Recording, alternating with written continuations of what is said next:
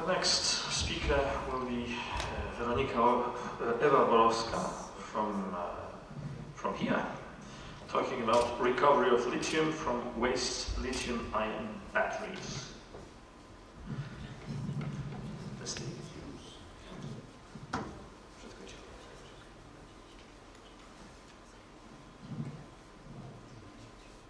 Good afternoon, ladies and gentlemen, and thank you very much for invitation for the conference. Here is Dr. Weronika Łupańska, who is cooperating with me in this topic.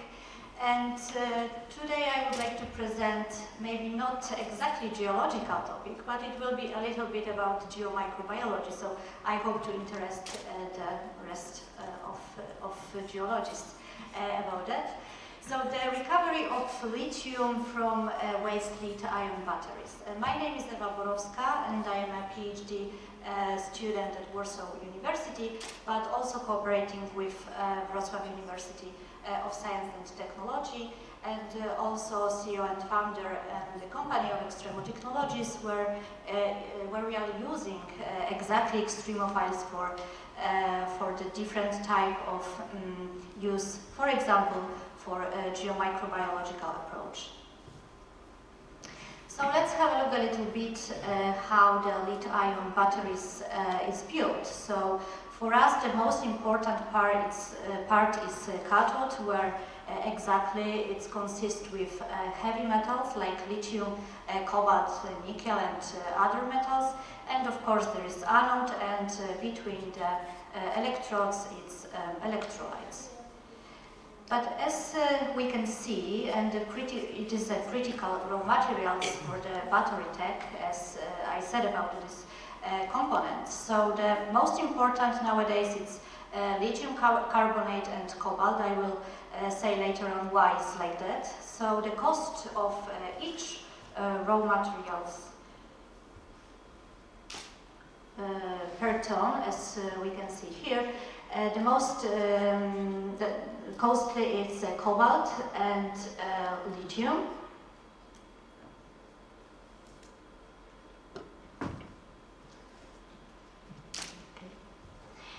So how the recycling of batteries looks like nowadays. So this is the three most important processes existing in nowadays. It's direct recycling, hydro process recycling, and pyro process recycling. We can say that they are quite effective and we can recover a lot of metals, but if it's good for our environment, not exactly. So why is that? So recycling of used lithium batteries in current state, we can, as I said, it's pyro recycling and hydro recycling. And most countries in which exist this kind of recycling, it's China, obviously United States, and in Europe it's Germany and Switzerland. So I talked about the critical raw materials like cobalt and lithium. So a few years ago, even in 2013, it wasn't such important like nowadays. Why it's changing? Of course, our market is changing because of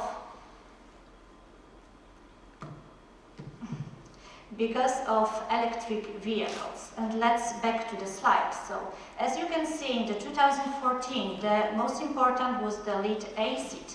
Nowadays, even like more in the 2025, it will be lithium batteries. Even more than 70% we are predicting now.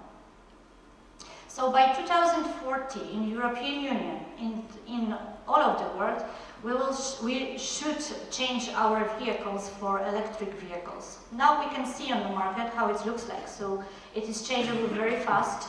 And as you can see from 2015, we are predicting to 2040 even 35% of growing market of lithium batteries for exactly electric vehicles. So what we are proposing, because I was talking mostly about chemicals, about pyro recycling, so nowadays we are proposing the new method, which is also very effective. We have some preliminary data, but we can't present it now. It to circular economy and, of course, zero waste and closed-loop recovery, it is bioleaching. Bioleaching, which is based on geomicrobiological natural processes, which is existing normally in the volcanic grounds. So why the geomicrobiology is important, and I think people and researchers a little bit forget about geomicrobiology. So the bioleaching process, where we can use the extremophiles, we combine two steps. First step, we are using bacteria. Mostly they are existing in mines. So what geologists are researching, mostly mines. So exactly this kind of bacteria are existing in very acidic places. The second step is volcanic red microalgae. Because of patenting of this process, we can't say exactly what type of, what kind of species it is.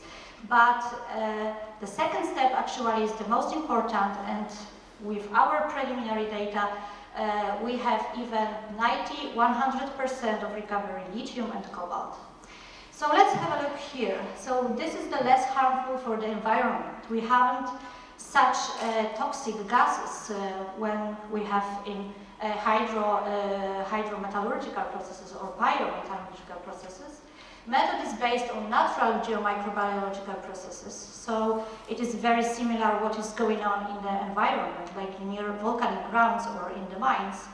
Possibility of simultaneous separation of metals with different properties, thanks to the use of different microorganisms, so we can combine it, or we can use different type of microorganisms, not only microalgae, but also cyanobacteria. During the growth of microorganisms, continuous recovery takes place depending on the rate of biomass production. So we can actually adapt the conditions what we would like to use in the natural processes. The reduction of the formation of secondary pollutants, including no toxic gas, as I said, a positive impact on environmental protection, high level of safety during the process. And I would like to show a little bit organisms on which I'm working on. So the first one is bacteria, but I'm much more connected to microalgae.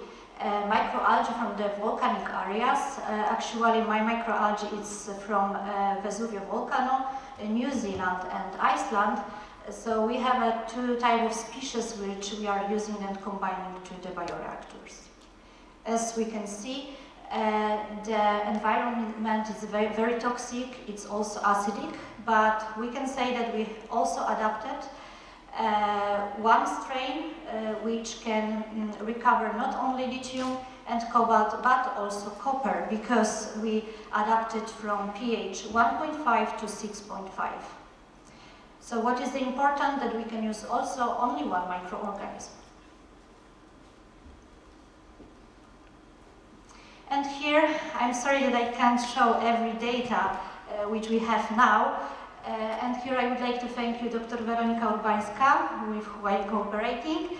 She got in this year miniatura from National Science Center, and that is why we can continue our research. So thank you very much for attention.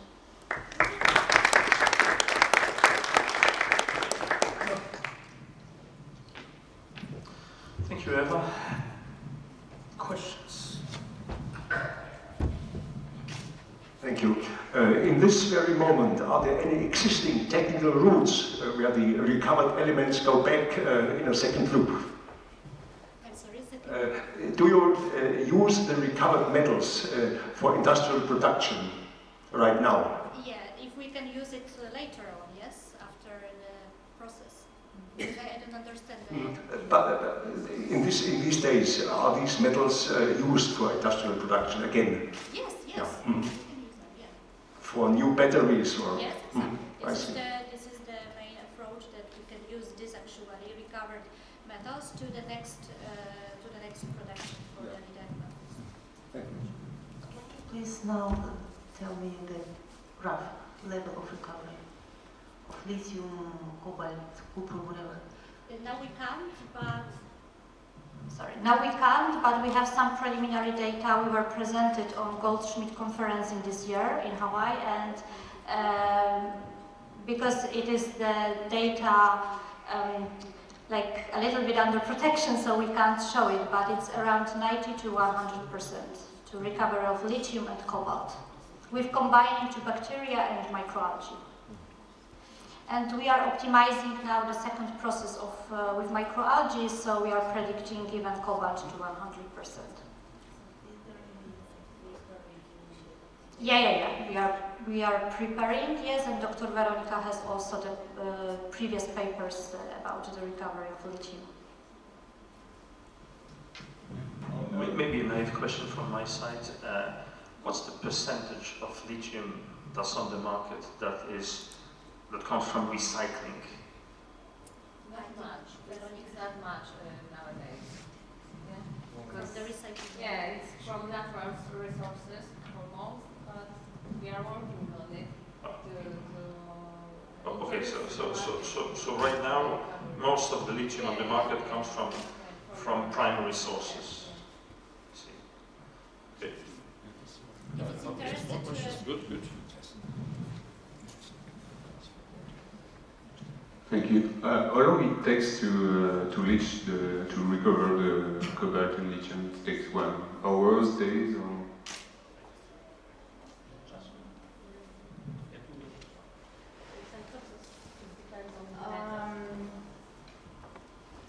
So it depends, because if we are using only bacteria,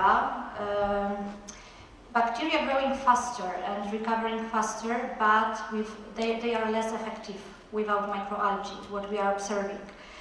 So, especially this bacteria, which I show, it is even like 60–70%. But this process, they are starting, I think, after 24 hours. Yes, it's starting the whole process. But after, we can see the recovery with microalgae after a week. So what we are, now I'm setting the experiment with the 1 month, so we can see and combine it to, compare it, to 2 weeks, because we made it for 30 days, yes? But with microalgae, it is much more effective than only with bacteria, because I know why you ask it, because nowadays mostly people are working with bacteria. They are combining ferrooxidants and different type of other bacteria from mines and recovering even 90%. But if it's effective, I don't think so. I saw the presentation also on Goldschmidt, and with bacteria, without combination with other microorganisms, it's not possible. With this approach, it's not possible to have like 100%. Only with bacteria.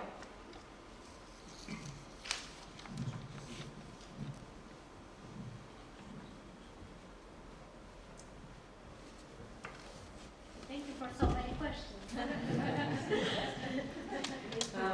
Thank you for the presentation, very interesting.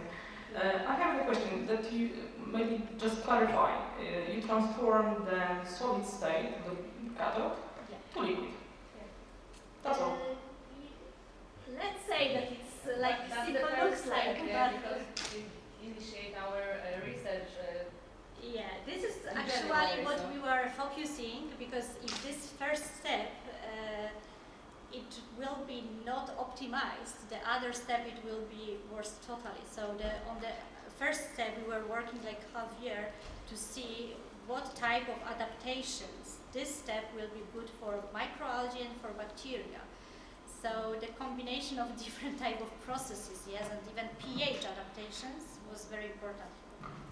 That's why I'm asking, because this is the final metallurgical this approach.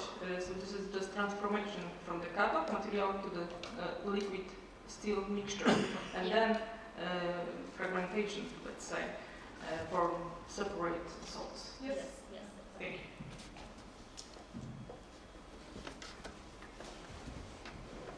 Sorry, one other question. How would you then separate the algae and the bacteria that contain the metals to further refine it? We are separating between microorganisms, yes? Sorry, the question was more how do you then recover the metals from the microorganisms once they have digested the anode and the cathode? Very good question. So they are not digesting actually. They are using important elements for the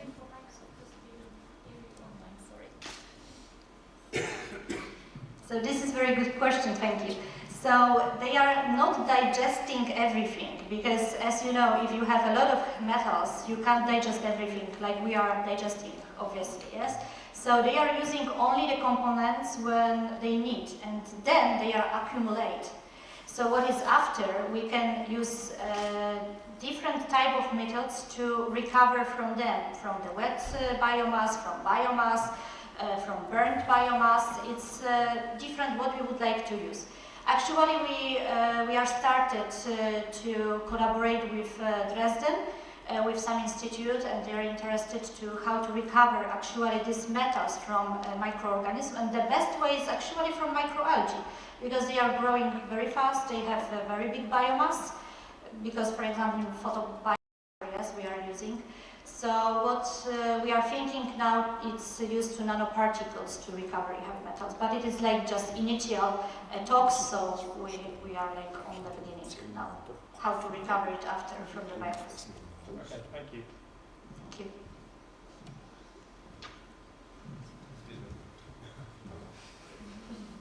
you. Maybe it's a very naive question, but would it be possible to maybe burn the biomaterial to get the metal? Yes, so it's one of the possibilities. So the burn the biomass of algae. So we can recover from the wet biomass or from burnt biomass as well. It is two different types. And also, you said that you are recovering cobalt and lithium at the same time, if I understood well. Yes. Then is there a plan to then separate both metals? Yes, we will separate. Actually, I talked only about cobalt and lithium, but I was talking also about copper, because my microorganism, this strain, patented strain, has the possibility to recover copper as well. So in my PhD, I would like to check the recovery of copper and iron, for example, mangan. But mostly we are working for cobalt and lithium, and additionally for copper. Thank you.